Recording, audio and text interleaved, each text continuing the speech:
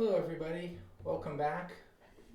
Um, so we're going to be looking at the Mars rover landing today. Obviously, very different. I know this channel doesn't make much sense. Minecraft, music, real estate prospecting, and now the Mars landing. But hey, what's more historic than this? Um, so Oh, you caught me searching Green Party in Indiana in my search bar. Maybe it'll be even more obscure at a later point. Let me do a slight setup here. This is a YouTuber that I follow kind of lightly. He does a lot of really good science, Anton, and he's just live streaming right now. I think the rover's supposed to be dropped off in roughly a half an hour. So if you want to, you can skip probably to, about, I don't know, 20-25 minutes into this video if you'd like. But I love science, and I kind of like to hear what he's saying and what the buildup is to this historic moment. So feel free to skip around or do whatever you want, but I don't want to miss this stuff. I think it's super cool. Let's tune in. Let's see what Anton's saying. That Cassini probe was originally meant to crash into the Saturn's atmosphere. Cassini probe crashing. Was because we didn't want it to contaminate the potential life on Titan. So right here we have our final moments of Cassini. I gotta type in little comments. So this was when it deorbited, it basically decreased its orbit around Saturn and then crashed. Oh wait, that's Titan. Sorry, wrong mission. I love how humble he is. Here we go. And then it burned up in the atmosphere. So all of this was done for one single purpose: not to contaminate the conditions on Titan, not to contaminate conditions on potential other moons, because we don't know if life from Earth is going to settle there and then create all sorts of problems for potential life that's already there. So that's a great question. If we find life there, it's going to create a lot of dialogue, a lot of discussion, a lot of potential concerns for us and other life going there, because it's going to create a potential catastrophe for any life that's already there. If we bring our super advanced... Which moon is he talking about? I'm going to ask about Io. Maybe that's what he's talking about or not. Where did Cassini go? Yeah. If we bring all of this, even one single astronaut brings all of this to Mars that may already have life, that's a huge problem. That basically means that you don't know what's going to happen. You might destroy any life that's already there, and you might create a lot of problems. But we don't know what's going to happen. If we find life, then it's going to create dialogue. If we don't find life, then we're going to keep looking. Okay, Tori Beck is asking me to tell his son that he doesn't have to study for school at all, as long as... Okay, Ulfor, your dad is telling you that you don't have to study for school if you're watching my channel. I do not agree with him, though, entirely, because you still should do a little bit of school. School is good for you, at least that's, until a certain point. I have my problems with certain schooling. Like, for example, last years of high school, I taught last few years of high school for about 8 years in total. I don't agree with a lot of curriculum nowadays, and I definitely think it's detrimental to most of the knowledge that you learn, most of the skills you acquire. But that's just my opinion. Definitely go to school though. Don't listen to your dad. Do some schooling. Okay, some more questions here. Let's see. Have I read? Okay, DJ Koenig is asking me, have I read 2001 Nights sci-fi manga? I unfortunately don't read manga anymore, or really comic books. I think I stopped like 20 years ago, and I wasn't really a very good reader, mostly because all of my reading is usually done through shorter articles, through shorter pieces. I have a trouble focusing on too long. I have this strange mental condition that actually resulted in me failing a lot of classes when I was younger as well, that I just have trouble reading if it's too long, and I eventually just phase out and I can't continue. There's a lot of conditions I have, by the way. One of the biggest ones is the obsessive compulsive disorder. So OCD is actually really big with a lot of people. Mine has caused me to drop out of school once, and so there's that. Anyway, James George, hey Anton, you've made my year so much better. Such an exciting day. Do you think future missions will continue to use the sky crane landing method? I definitely think so, because we know it works and because we know how to do it now, and mostly because it's one of the safer methods. The previous methods used all resulted in failure, unfortunately, so it does seem to be a much safer bet for a very thin atmosphere. This guy really knows his stuff. It seems like every question that pops up, he's got a pretty. He's already sort of thought about it some and has background knowledge to support it. Planet with very rugged terrain. That's what it works best for. Okay. Basically, Darren, thank you so much for the donation. I look forward to your videos every day. Ever consider doing interviews? I have, and people have asked me to do them, but the issue that I currently have with the interviews is time zone is one. Like right now it's, what is it? 5:30 a.m. right for me. That's right, 5:30 a.m. And unfortunately, I cannot really do that every day. It's hard. Also, on the other hand, interviews require a lot of planning and traveling, and it requires a completely different mindset, and I haven't really acquired that yet. I think I'm much better at presenting information and at being the interviewed, in a sense, than interviewee. So there's so many people on YouTube that do this so much better. So many different channels that do a much better job. The one I can think of is the Event Horizon. Big shout out to that channel. He's been doing an amazing job with scientific interviews. But other than that, I'm not sure yet. Maybe we'll try one day. It's a good skill to learn, but we don't know. Maybe if someone wants to get interviewed, let me know. Can Percy detect oxygen? Oh, wait, come back. Okay, Edwin is asking me, Edwin Legaspi is asking, can Perseverance detect oxygen, methane, or underground water? That is actually a great question. Maybe, wait, what is he talking about? 1 second. But soon after that, it won't be very long before we'll be able to hear more ones and zeros coming from the spacecraft. So this is a really exciting time, and it's just important to remind people this is there's a lot that can go wrong in a day like today. There are thousands of things that have to go right. Okay, so we're not there yet. We can take a look at the... To be honest, I don't remember. Jeez, what if this doesn't work, everybody? That's going to be tough. It's got to work. It's got to work. Help us with the atmosphere. And I know it has the pressure sensor here that does measure certain things about the atmosphere, but I don't exactly remember what type of gases it can detect. I'll make sure to follow this up in a future video, though. I would say that it's probably yes, because I mean those are such obvious gases to look for. So my guess is yes, but don't quote me on that.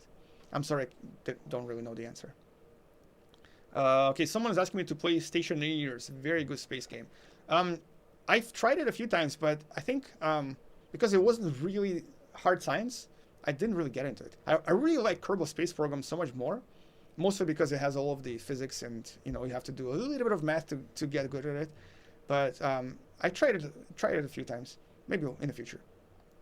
Anyway, thank you so much for all of your donations. Thank you for all of your wonderful comments. Have I played No Man's Skies? Of course I have. I even played it on the channel like a few years ago. I think I started it, and then like other videos that early videos on the channel, I never really got to finish it, mostly because eventually I just transitioned into more science stuff than game stuff. Okay.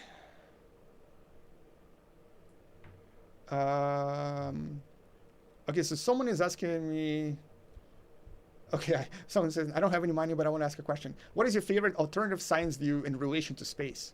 Not necessarily something you believe, but you find interesting. I mean, one that comes to mind is the idea known as the modified gravity, MOND as it's known. And it became, it was trending a few weeks ago. MOND is basically the theory that tries to explain dark matter. Whoa, what's going on? Without using the dark matter. Oh, my camera. I'm going to pause it there. I love how authentic and sort of raw Anton is here, messing around with different. Whoa, I got busy watching the chat for a minute. What's he talking about? I better jump back in or I'll be left behind. I've looked into it so many times. It has so many problems in it. Not going to mention all of them here, but it was trending a few weeks ago because they possibly proved another part of this theory. But there is also the reason I didn't cover it on our channel is because when I started to communicate with the scientists in the paper and I asked them for a lot of data because I wanted to see how they got the data, they couldn't provide it. They actually could not provide the explanation for the formula. They couldn't provide the basic ideas. Well, he's talking about that. So a lot of people in the chat here are saying, the live chat are saying things about how Mars is our best chance at survival and everything. It's a stepping stone. But they might be right. But keep in mind, this is a very sort of cynical view, but our survival is not the only survival to think about. It's a weird thought, but I know most people kind of view humans as being sort of pestilent and, you know, harborers of destruction, whether intentional or not. And there's some truth to that, of course. There's a lot of evidence pointing that way. But if you think about us like that, do we really want to be going to other worlds? Now, Mars doesn't appear to have other life forms, or certainly nothing very complex as far as life forms, but if that is a launching off point to deeper space, just a thought. Kind of the classic, it's not a matter of can we do it, but should we do it? I think we should do it. I'm just throwing that out there. It's only travels 15 miles. Okay, I was wrong. So more than 50 miles for sure. The thing is, rovers travel really, really slow. So because of this, obviously, you don't expect it to kind of drive like a car. So if it covers 100 miles, then that's good. But the thing is, it's also going to be mostly staying probably inside the crater because it's trying to investigate the crater itself. So it's not going to go that far. But anyway, well, let's see what's happening. We are currently 12.5 minutes from entry interface. We are coming upon cruise stage separation in 2 minutes and 20 seconds. What's happening now, Rob? Okay, well, we're just waiting. The rover is completely in charge. It's doing all the things we've taught it how to do. It's all built into the software. We've tested it over and over and over again. This team has spent 24 hours a day, 7 days a week, testing this thing for years, and so this is really the culmination of all that work. So this vehicle is getting ready to push that cruise stage away. Once it gets pushed away, the entry system with the rover inside, with the rover still in charge, is going to get ready to take the vehicle, turn it to the right orientation, and aim it to Mars, and prepare for entering the atmosphere.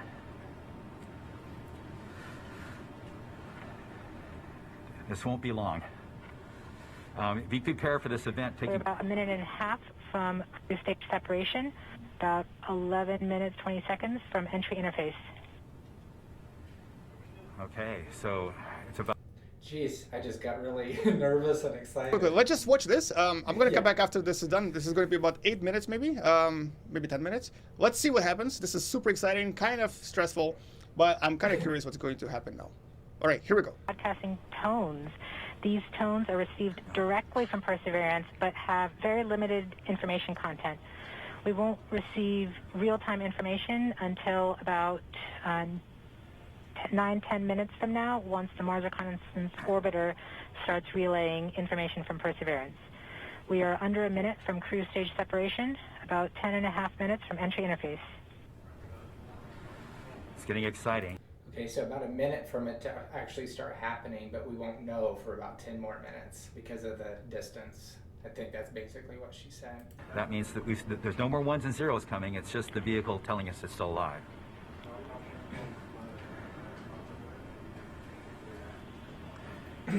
This is so historic. Let's go.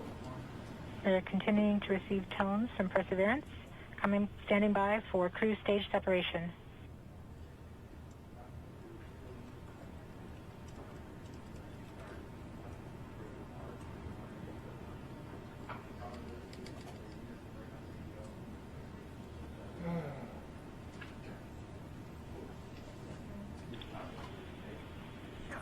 We have indication that cruise stage separation has been confirmed by the spacecraft. We're off on a good start. In about 1 minute, Perseverance's landing software will wake up and begin the final preparations for entry. The first action it will do is to fire warm-up pulses with its entry thrusters. These pulses ensure that the spacecraft gets the thrust that it wants during entry interface. We're about 9 minutes from entry interface.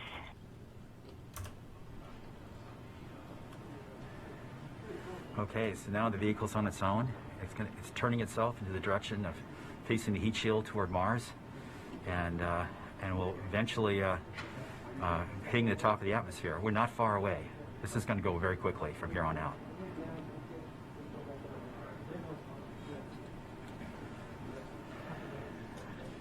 That's confirmation that we got shadowed by the cruise stage as it passed through our beam to the Earth.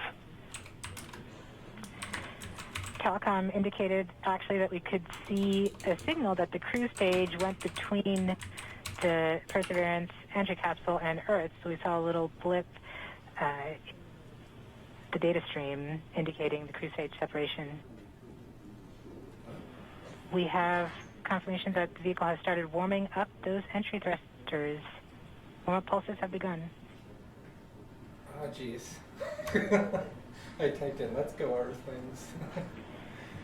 How come they're so calm? At this point, the spacecraft is trying to stop its spin from the cruise 2 revolutions per minute down to 0, and then will turn to its desired orientation from entry. It will separate the 2 balance masses that has kept it balanced during all of cruise. This will allow the entry capsule to have lift when it enters the atmosphere. We have confirmation that the spacecraft has turned to the desired entry attitude. We're about 7.5 minutes from entry interface. Okay, the vehicle is pointed in the right direction. The thrusters are warmed up and doing their job. And now we've spun down from the 2 revolutions per minute that the vehicle had the whole way to Mars. It's a spin-stabilized spacecraft. And then from here on out, it's going to just be a bullet, and it's going to control its orientation and attitude via rockets on the back of that back shell. Points carrier lock. DTE from Radio Science from Green Bank reports carrier lock. You see the carrier on the downlink. The chat is filled with a lot of good stuff, but some total garbage too, including complaints about coronavirus, politics, nationalism. I've seen a little bit of racism. None of that matters, right? I mean, that's just garbage. Whatever let those people suffer in their own ignorance, I guess, for right now, because this is a unifying event that brings all of us together, and forget all that garbage. Report. This is as expected. We're currently just over 6 minutes from entry interface.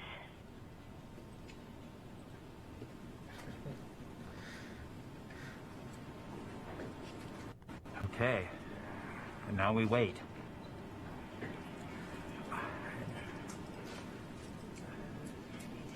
As soon as we get to the top of the atmosphere, it will be very quickly, which is the entry point. It won't be very long before the atmosphere will start getting thicker and thicker. It's going very quickly at a fairly steep angle of 15 degrees into the atmosphere, and as it starts to slow down. We're just under, we're about 5.5 minutes from entry interface. We're still receiving heartbeat tones. We expect to continue receiving heartbeat tones until about 5 minutes after entry. At that time, Perseverance will be no longer in view of our antennas here on Earth. About 90 seconds prior to entry, the Mars Reconnaissance Orbiter should begin receiving telemetry from Perseverance and streaming it to Earth in near real time. There are a few expected short outages, such as when we have a plasma blackout or when we enter the peak heating phase. Aside from these outages caused by the plasma blackout, antenna switching, or high dynamic events, spacecraft events, we should have telemetry until about 90 seconds after landing. A plasma blackout is when the signal from Perseverance isn't strong enough to make it through the superheated, super fast air flowing around the spacecraft all the way down to Earth. Once the temperature drops below that peak heating, we do reacquire the signal from Perseverance. We are currently about 4.5 minutes from entry interface. Perseverance continues to report heartbeat tones, indicating everything is nominal. I laughed because somebody in chat wrote, "We're coming for you, Matt Damon." Mars Reconnaissance Orbiter should be in view soon of our vehicle and be able to listen to ones and zeros coming from a separate radio that's really designed to talk between spacecraft. Camera reports the electro radio is powered on, ready to receive signals from the lander. Okay. MRO is ready and able and waiting to hear from our rover. Mars Reconnaissance Orbiter has reported that it's ready to receive the signals from Perseverance. It should be in a few minutes here. We're just Flight Local 1 from entry interface. What are we going to see? We don't need these ones and zeros, as Swati said, but to land safely, but we really need it for our own health and well-being today, to keep our nerves under control. Around this time, a second spacecraft, Maven, should begin picking up telemetry from Perseverance and will continue to record that telemetry until several minutes post-landing. We won't get that data for several hours after landing as it's being recorded, and then will be forwarded to Earth later. We are continuing to receive heartbeat tones, indicating that everything is nominal. We're currently at about 3 minutes until entry interface. Okay. Very soon we'll be getting ones and zeros, I hope, from our radio on the rover.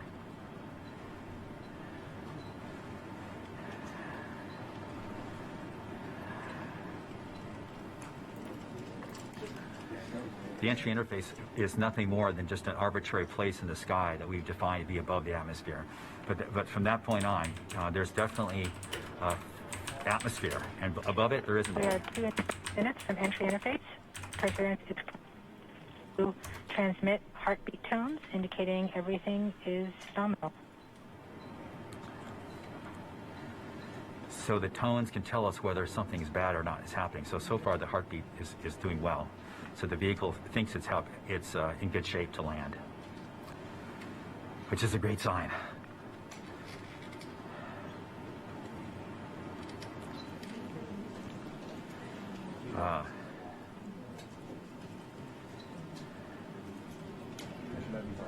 What are those guys doing? How was your breakfast? We're just under 2 minutes from entry interface.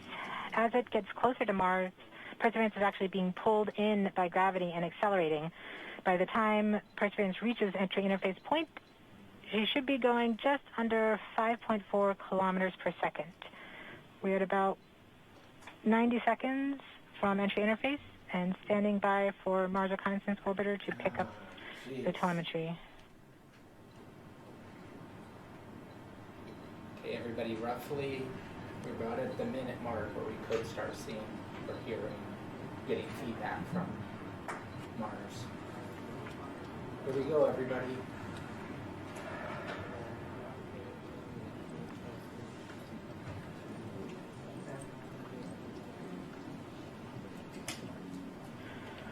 We are 1 minute from entry interface. Hopefully. Why am I shaking?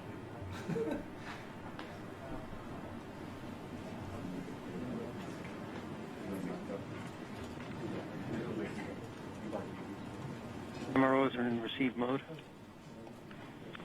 We have confirmation that the Mars Reconnaissance Orbiter is now relaying data from Perseverance. We're about 30 seconds from entry interface. Perseverance is going about 5.2 kilometers per second and is about 190 kilometers altitude above the surface of Mars. Confirm your jet data flow.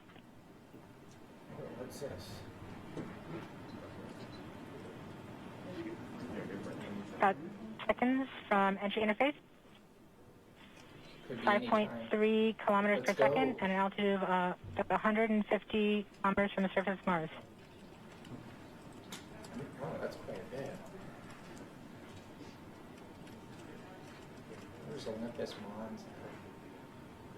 Jezero crater.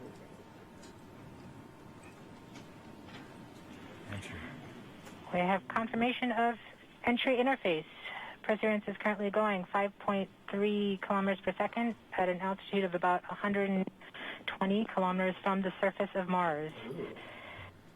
Just dropped 30 kilometers in about 20 seconds. The spacecraft is now waiting until it begins feeling the atmosphere of Mars to slow it down. Once there is enough atmosphere, it will start controlling its path to the landing target. Jezreel means lake. That's a good comment. Navigation is also confirming that we can see a little bit of that slowdown of the atmosphere on the Perseverance entry capsule. Our current velocity is about 5.36 kilometers per second and an altitude of about 67 kilometers from the surface. We are probably seeing MRO plasma blackout at this point. What? MRL plasma blackout?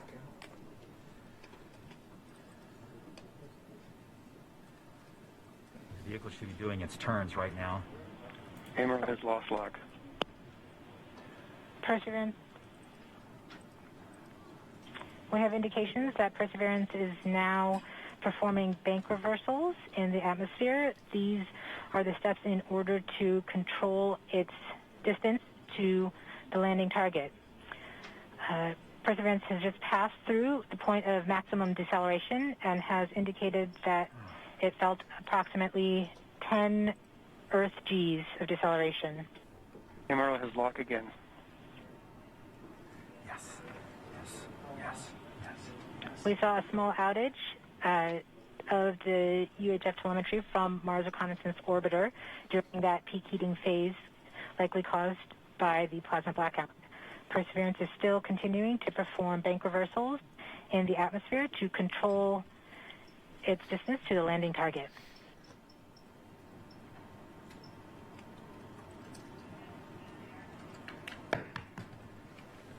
Flat Mars theory.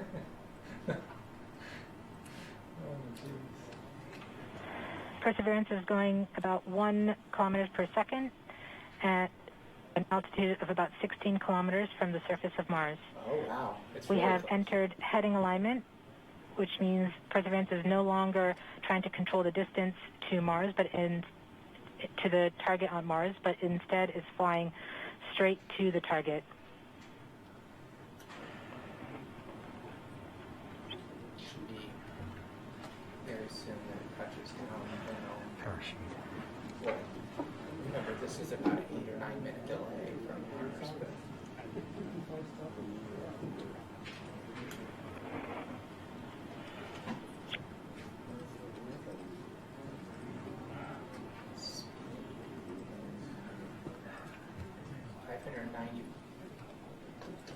Our current velocity is about 550 meters per second at an altitude of about 15 kilometers from the surface.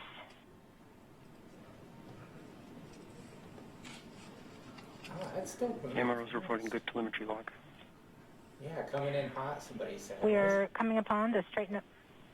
We are starting the straighten up and fly right maneuver, where the spacecraft will jettison the entry balance masses in preparation for parachute deploy and to roll over to give the radar a better look at the ground. Oh, did I see farming fields? Yes, Yes. yes. The navigation has confirmed that the parachute has deployed, and we are seeing significant deceleration in the velocity. Our current velocity is 440 meters per second at an altitude of about 12 kilometers from the surface of Mars. What is this? What is this image? Yes. Perseverance is now slowed to subsonic speeds, and the heat shield has been separated. This allows both the radar and the cameras to get their first look at the surface. Current velocity is 145 meters per second at an altitude of about 9.5 kilometers above the surface. Yeah, slow that sucker down. Glad the parachute's out now.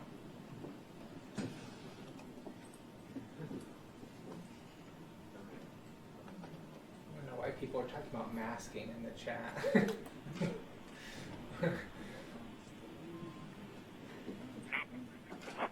Yes. Yes. Yes.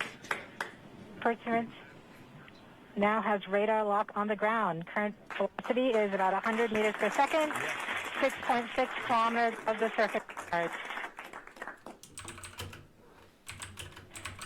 Perseverance is continuing to descend on the parachute. We are coming up on the initialization of terrain relative navigation and subsequently the priming of the landing engines. Our current velocity is about 90 meters per second at an altitude of 4.2 kilometers. Ooh.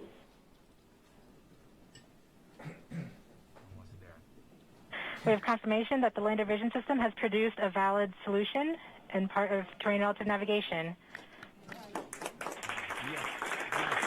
We have priming of the landing engines.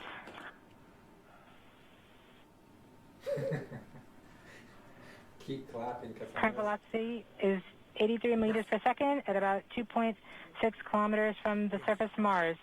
We have confirmation that the back shell has separated. We are currently performing the divert maneuver. Current velocity is about 75 meters per second at an altitude of about a kilometer off the surface of Mars. Here in Safety Bravo. We have completed our terrain relative navigation.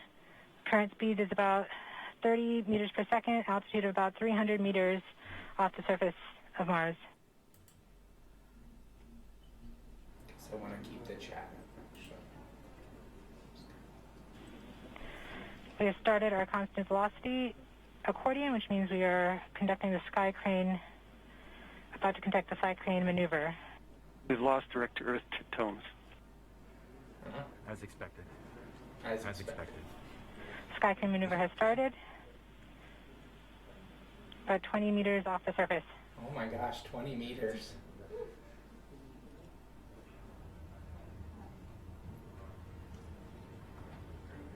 We're getting signals from MRO. UHF is good. Touchdown confirmed. Perseverance safely on the surface of Mars, ready to begin seeking the sands of past life.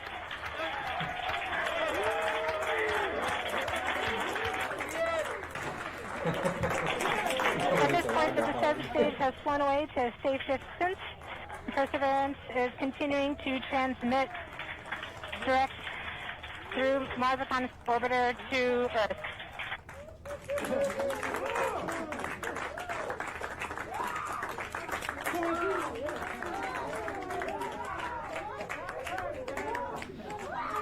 Somebody keep watching. All right, so great news. We are now on Mars. Well, not us. Still getting NASA. telemetry from the lander. Let me actually volume this down a little bit. This was super stressful for all of them. Actually, no, I'm not gonna interrupt them. Let's see what they have to say. This is so exciting. I'm gonna turn this on. The team is beside themselves. It's so surreal. Stay tuned. We might get some pictures. Amazing, great news. It's just amazing.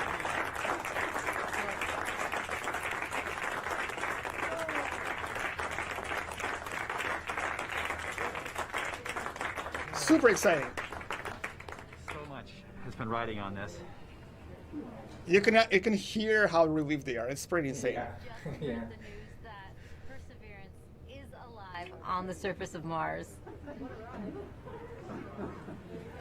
It's not Flight.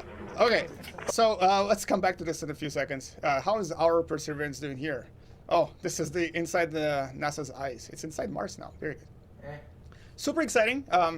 Honestly, knowing how well this mission was planned and how extremely over-prepared NASA was for this, not surprised. Like, honestly, just there's not even a chance now that NASA can fail with these missions because of what they know about the technology, the techniques used, and so on.